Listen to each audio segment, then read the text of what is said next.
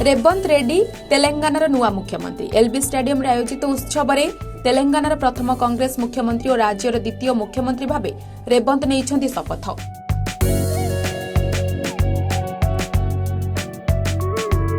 माल्लू विक्रमार्क रेड्डी उपमुख्यमंत्री भावे शपथ नेइछन्ति। 11 मंत्री भी नेइछन्ति शपथ। राज्यपाल तामिलसाई सौंदराजन मुख्यमंत्री और अन्य मंत्री को पद गोपनीयतार शपथ पाठ कराइले।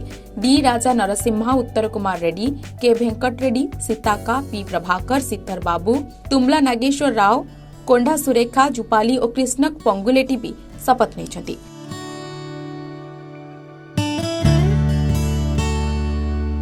समारोह में सामिल होते कांग्रेस संसदीय दल अध्यक्ष सोनिया गांधी, एआईसीसी सभापति मल्लिकार्जुन खड़गे, दलर साधारण संपादिका प्रियंका गांधी, सांसद राहुल गांधी और कांग्रेस नेता वेणुगोपाल।